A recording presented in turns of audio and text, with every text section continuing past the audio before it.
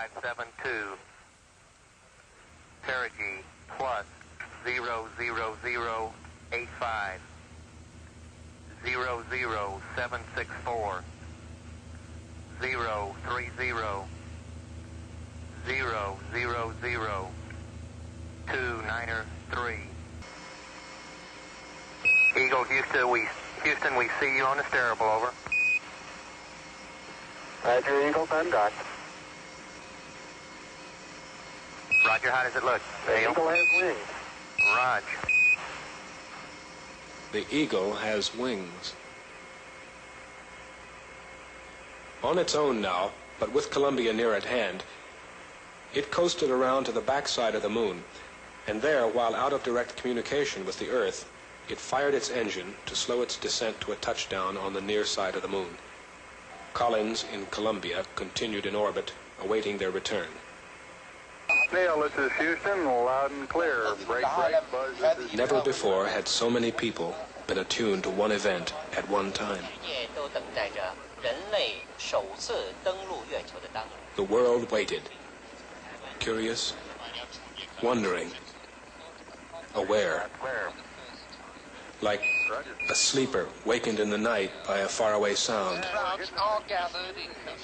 A moment sensed, more than understood. What?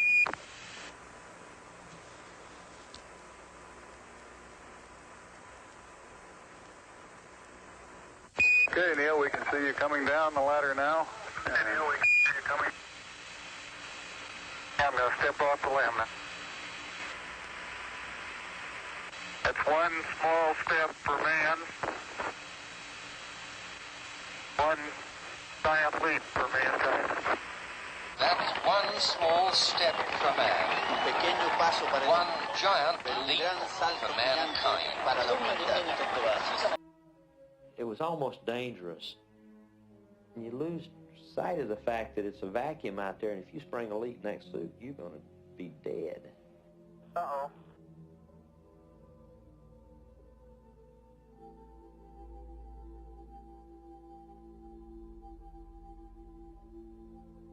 Nice soft Navy landing.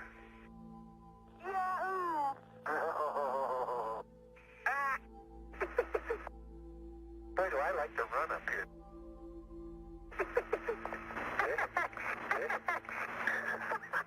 I feel like Bugs Bunny. That's neat. And here comes the Boxy twins. You're pretty agile there, Twinkle Toes. I'm going out for the ballet when I get back. You learn another line of work up here. And while you're bouncing around there, you might keep an eye out for a nearby crater.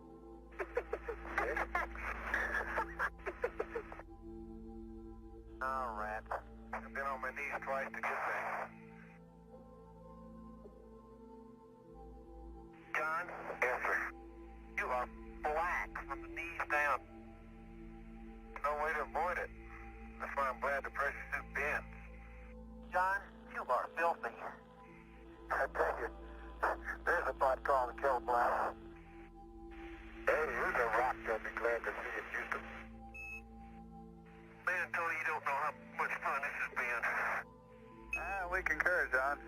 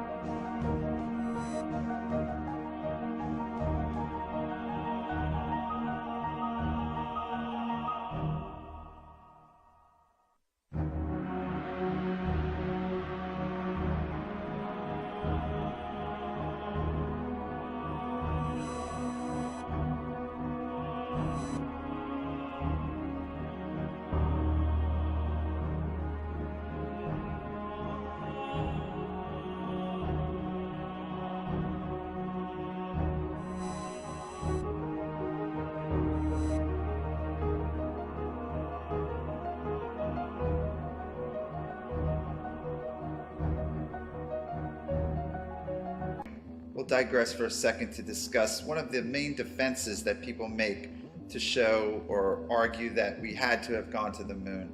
And they often say that there would have been so many people involved in the conspiracy it would have been impossible to keep it quiet. The only people who would have known about the hoax would have been those on a need-to-know basis, and that would have been very few people. You have your astronauts, you have the people filming everything and building the locations, and you have the people authorizing it, and that's it. Everybody else would have been doing their one task in the line and sequence of events that they were responsible for. And this segues into another defense made by people who believe we went to the moon, and that is, why didn't NASA have them do things over after they made mistakes? And the reason for that is that this was live, and not everybody was in on it. And those hundreds of people you see at Mission Control, they're not in on it. You got the surgeons, they're monitoring the heart rate. You have the data guys, they're monitoring whatever is coming in on their feed. And everybody is looking at a live event, and all over the world people are monitoring a live event. So there were no do-overs.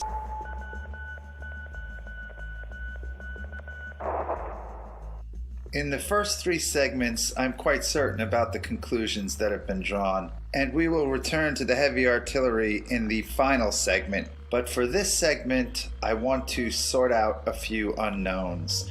And these are pieces of information that I've discovered which are of peculiar interest to the entire moon hoax culture. Now, I am not the first to suggest there's some sort of Geppetto character in the rafters above, pulling the astronauts by some sort of harness with fishing wire.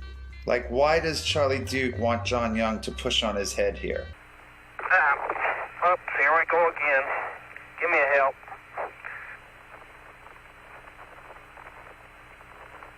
There you go. Okay, just push, start pushing on my head. Give me a hand. Okay, here we go. So he pushes down on his head and his feet seem to levitate backwards. Okay, I don't claim to have found the wires, but I do think I found the attachment to the wires. This is the OPS, oxygen purge system. The arrows are pointing at those little bars there. Those bars were originally designed to carry a bag on them, but the only mission they actually used the bag was Apollo 12. And here you can see the strap from the bag attaches to the top of the backpack on that bar. And even though they didn't use that bar for anything else on later missions, the bar remained part of the equipment. What is not part of the equipment and has never been spotted before, as far as my research has revealed, is that there are little tiny rings that hang out of that bar compartment. And I could only spot these in this one clip from Apollo 16 at Station 5. But in this clip, you can see them quite clearly, and you can see them dangling, and you can see the shadow that they make. And there is no official explanation for those rings. And this in a mission that has been analyzed to the nines. No technical manual, no internet discussion, no mission report mentions these rings. And if there were wires carrying the astronauts around and making them do all these herky-jerky moments and jump up in the air 5 feet straight and lope around the so-called lunar surface, then the wires were attached to these little rings.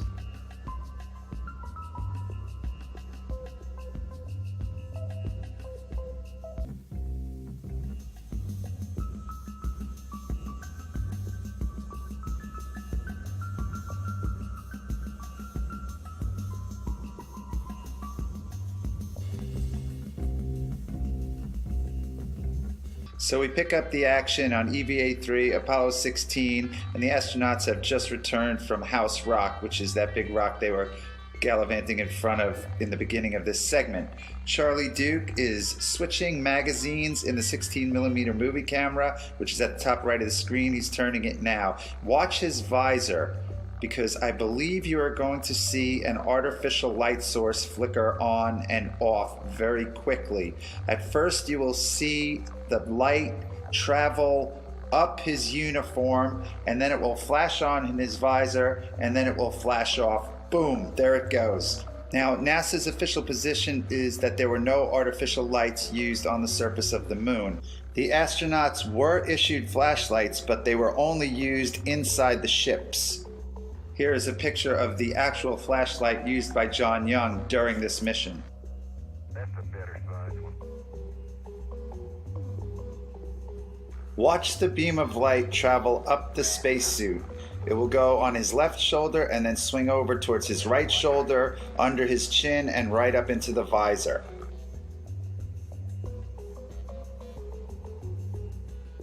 There, you just saw it again, and now we're going to watch it in slow motion. Just look to the right of the arrows, keep your eye below the visor, and watch the beam of light. There it is, and then into the visor. Boom. The light source is below the horizon. It's coming from underneath the shot, not above it. It's not the sun. It's an artificial light. The light flashes on beneath the rest of the scenery. In every other shot, you see the sun must be at the top of the visor. On the left, the light source is below the scenery, and on the right, it's at the top of the visor where it is in every other shot. You see, the vibration of my voice box makes the air vibrate between us. Then when the air vibrates your eardrum, you hear what I'm saying. But maybe you've seen a demonstration of a bell under a glass jar. With normal air inside the jar, you could hear the bell clearly. But when the vacuum pump drew the air out of the jar, there was nothing inside to carry the vibrations of the bell. Nothing until the air was let back into the jar. The captain together your photo numbers. And this is core tube number 2. Okay, just the fact you're almost driving without a hammer. But if you'll hand it to me, I'll get it in a second. I'm going to take a couple more shots of this before we leave. Get all in, I get the pictures. Alright? Driving in real easy, Houston. The sounds in space, it's odd to have a hammer or a metal tool and bang it against something and hear absolutely nothing. You can, sound won't travel in a vacuum, so there you are outside and you could be hitting something, no sound at all. In space, since there's no atmosphere, there's no air, if you bang on something while you're doing your spacewalk, you will not be able to hear that. And this leads us to the dilemma of our final segment. All modern astronauts, such as Piers Sellers and Mike Massimino, claim to hear absolutely nothing when they're out on the International Space Station in the vacuum, banging away with metal tools and objects, whereas during the Apollo missions, all kinds of sounds have been recorded that should not be possible if they are on the moon in the vacuum of space. Okay, just the fact you're almost driving without a hammer. But if you'll hand it to me, I'll get it in a second. I'm going to take a couple more shots of this before we leave. Get all in, I get the pictures. Alright? Driving in real easy, Houston. That does not sound like the spacesuit acting like a drum at all. It sounds like a metal hammer striking a metal object repeatedly with authority. Pictured is Alan Bean during Apollo 12 striking a metal core tube into the so-called lunar surface with a metal hammer. This is an interview with Apollo astronauts Alan Bean and Pete Conrad done by the Apollo Lunar Surface Journal. They are once again taking the position that the sound is coming through the hand and transmitting into the microphones in the helmet. Alan Bean says, "I would have said it wasn't possible," and Pete Conrad responds, "The other guy can't hear it." If the sound is coming through Alan Bean's microphone, then like his voice, it must be transmitted directly into the headset of Pete Conrad, so his statement makes no sense. Alan Bean's statement makes a lot of sense, since it would not have been possible in a vacuum. When Bean says, "I would have said it wasn't possible," he has science on his side. And he also has NASA on his side, at least up until August 19th, 2011. And this brings us to the most important graphic in the film. This is a web page that has been disappeared from the internet by NASA as of August 2011. It was at nasa.gov, running concurrently with the Apollo Lunar Surface Journal between 2009 and September 2011. However, this page, which was created for children, you can see the banner at the top, Lunar Science for Kids. This page directly contradicts the assertions made in the Apollo Lunar Surface Journal concerning the hammering sounds in Apollo 12, 15, and 17. This page talks about the science involved with sound on the moon, and it does so correctly. And that is why NASA has disappeared it from the web. The contradiction between the journal and this page was brought up in the very popular Moon Zoo forum, and that is where I first became aware of the situation. Reader Tom128 pointed out the contradiction between the site for children and the journal, and I went looking for the site for children and could not find it. I then went to my favorite research tool, the Wayback Machine at archive.org, and I was able to find an old version of the page that NASA did not clean up. And whenever I see information go missing from the web, it always starts me thinking, and this was the genesis of the film. At that moment, I became a NASA moon hoax researcher. You've seen the image on the right of the graphic before. That is Alan Bean hammering a core tube during Apollo 12, and this is the sound of such hammering. The graphic is problematic for NASA because of the contradiction to the journal, and the graphic is correct science. And I quote, "Sound needs something to travel through to get from one place to another. On the moon, since there is no air, sound cannot travel above the surface. So, there are no sounds on the surface of the moon. When the Apollo astronauts were out on the moon's surface, they could only talk to each other and to mission control by using the radios in their air-filled helmets. Even when the astronaut in the photo to the right hit a metal tube into the ground with a hammer, no sound was made."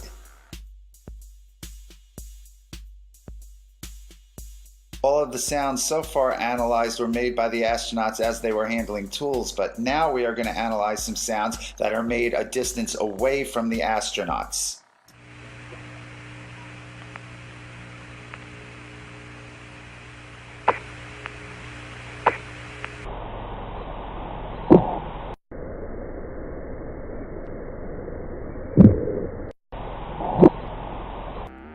So what you just saw appears to be a smoking gun.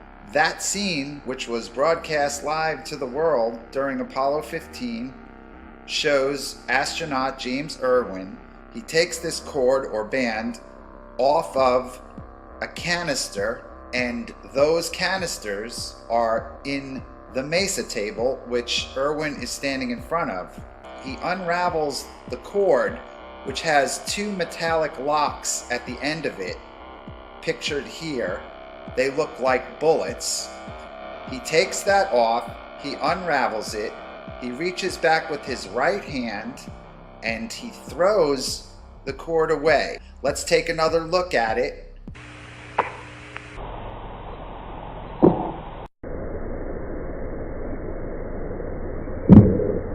So the argument has been made for the hammering that the sound is coming through the glove and it's miraculously getting into the microphones. But we don't have to deal with that argument because James Irwin releases the object and it hits the ship and he's not touching it, and that sound is picked up by the microphone inside the astronaut's helmet. And you can always tell that that's the microphone in play because you will always hear the sound of the suit air supply system in the background whenever the astronaut is transmitting, and you will hear this sound remain on for a split second after the astronaut stops transmitting. Yeah, you better believe it. Yeah, you better believe it. Both the outside of the ship and the inside of the ship in the cabin are in the vacuum because the lunar module does not have an air hatch. So when the astronauts leave the lunar module, it is depressurized. Microphones in the lunar module plug into the audio centers. The only voice possibilities are through the use of the headsets. they took off with 6 microphones, 3 Snoopy caps. Each astronaut also had a lightweight headset at launch. While they were on the moon and the suspect audio event took place, they were wearing their Snoopy caps. Communication cables, which are the umbilical cords that the astronauts plugged into while in the lunar module, as you can see from the checklist, were stowed prior to EVA. Also, looking at the same exact checklist, we can see that the lightweight headsets were also stowed prior to EVA. So, there were no live microphones inside the cabin.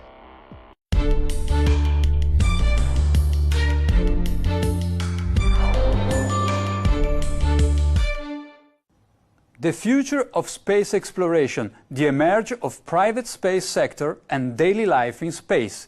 These are among the topics we discussed today with 2 special guests from International Space Station, Terry Virts, the current ISS commander, and Samantha Cristoforetti, the first Italian female astronaut in space. Hi Terry, buongiorno Samantha, thank you very much for joining us on Euronews. I would like to start by asking how you feel about the other 3 crew members returning to Earth. As the next crew will arrive at the end of March, do you feel a bit lonely up there in space? You know, it was sad seeing.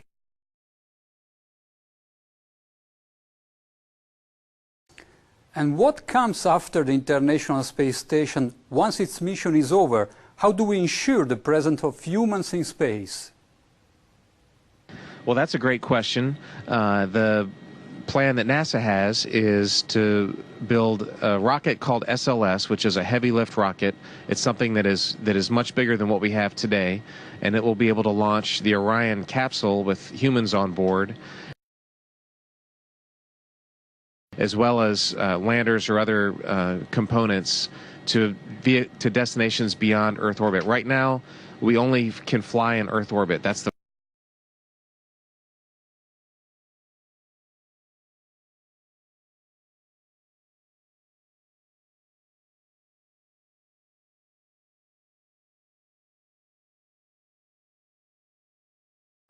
we only can fly in Earth orbit. That's the farthest that we can go. And this new system that we're building is going to allow us to go beyond and hopefully take humans into the solar system to explore. So the moon, Mars, asteroids, there's a lot of destinations that we could go to. And we're building these building block components in order to allow us to do that eventually.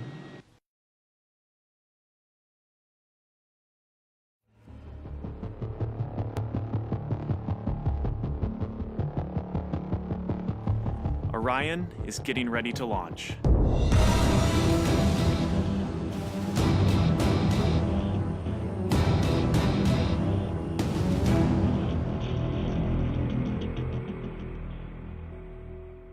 My name is Kelly Smith, and I work on navigation and guidance for Orion. Orion is NASA's next-generation spacecraft. Built with versatility in mind, it can take astronauts deeper into space than we've ever gone before, to an asteroid or even onto Mars. For these missions, Orion has to be one tough spacecraft, withstanding high speeds, searing temperatures, and extreme radiation. Before we can send astronauts into space on Orion, we have to test all of its systems. And there's only one way to know if we got it right. No astronauts will be aboard. The spacecraft is loaded with sensors to record and measure all aspects of the flight in every detail. It all begins with launch, aboard a Delta IV as the spacecraft and the upper stage begin their first lap around Earth. Mission Control in Houston is monitoring the progress of the flight. Orion's over 100 miles up and going about 17,000 miles per hour. Just as it passes over the Indian Ocean, we lose communication. As we get further away from Earth, we'll pass through the Van Allen belts, an area of dangerous radiation.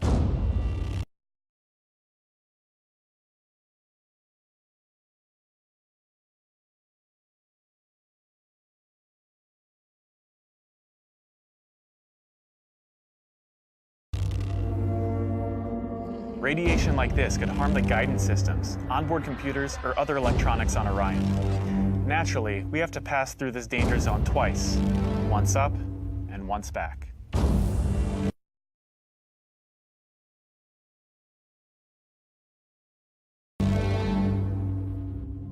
But Orion has protection. Shielding will be put to the test as the vehicle cuts through the waves of radiation. Sensors aboard will record radiation levels for scientists to study. We must solve these challenges before we send people through this region of space.